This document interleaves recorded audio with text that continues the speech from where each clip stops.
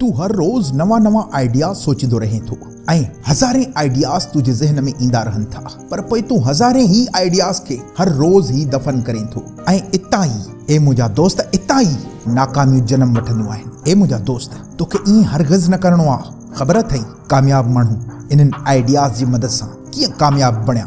हाणे e copy खण, pen खण, इहे आइडियाज जेके तोखे ॿुधायां थो जल्दी इन्हनि खे नोट करे वठ ऐं कामयाबी जे सफ़र खे स्टार्ट कर ऐं उन सफ़र ते गामज़न थी वञ। दोस्त इहे कामयाब माण्हू इन्हनि नवनि आइडियाज खे हर रोज़ लिखी रखंदा आहिनि ऐं पोइ उन्हनि खे डेली इम्प्रूव बि कंदा रहंदा आहिनि ऐं उन्हनि खे इम्प्रूव करण खां पोइ इहे कामयाब माण्हू इन्हनि नवनि सोचुनि खे, इन्हनि नवनि आइडियाज खे पाण ते अप्लाई बि कंदा आहिनि। जेके दुआऊं ज़िद जी शक्ल अख्तियार कर उहे कॾहिं बि कामयाब न आहिनि थींदियूं। जॾहिं इंसान कंहिं बि शइ खे हासिल करण जे लाइ उन में पंहिंजो साह फसाए रखंदो आहे त उहा शइ उन जे लाइ मुश्किल थी वेंदी आहे। अमूमन तव्हां ॾिठो हूंदो त जेके माण्हू पंहिंजी स्ट्रेंथ खे, पंहिंजे स्किल खे इम्प्रूव कंदा आहिनि उहे माण्हू कामयाब थींदा आहिनि। अगरि तव्हांजी तवज्जो मुकमल कामयाबी जे तरफ़ हूंदी, मुकमल कामयाबी जे तरफ़ हूंदी त तव्हां कॾहिं बि कामयाब न थींदो, छो जो तव्हां खां स्किल विसरंदो वेंदो।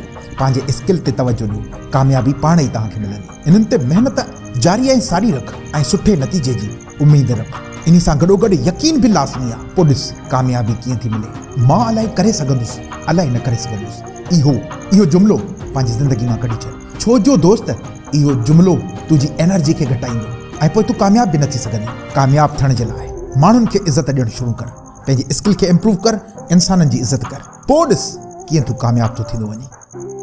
जॾहिं तूं कंहिंखे इज़त ॾींदो आहे रिटर्न में तोखे बि इज़त मिलंदी आहे। उहा ई त इज़त तुंहिंजी यकीन जे स्ट्रेंथ खे इम्प्रूव कंदी आहे ऐं पोइ तुंहिंजी स्किल गॾोगॾु इम्प्रूव थींदी वेंदी आहे। ए मुंहिंजा दोस्त, ए मुंहिंजा भाउ, मुंहिंजी तोखे दावत फ़िक्र आहे।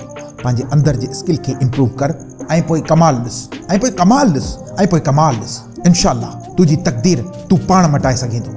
दोस्तो मां आहियां सैयद अली वकार ऐं तव्हां ॾिसी रहिया आहियो सैयद अली वकार ऑफिशियल यूट्यूब चैनल। दोस्तो अहिड़ियूं वीडियोज़ ॾिसण जे लाइ असांजे चैनल खे सब्सक्राइब करे रखो।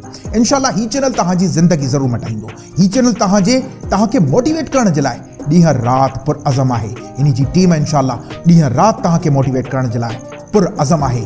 ॾींहं राति तव्हांजे लाइ महिनत ऐं जफ़ाकशी सां गॾोगॾु तव्हांजे लाइ सुठियूं वीडियोज़ क्रिएट करे थी। इनशाअल्लाह हीउ चैनल तव्हांजी ज़िंदगी ज़रूरु मटाईंदो। चैनल खे सब्सक्राइब कयो। मिलूं था नेक्स्ट वीडियो में। अल्लाह हाफ़िज़।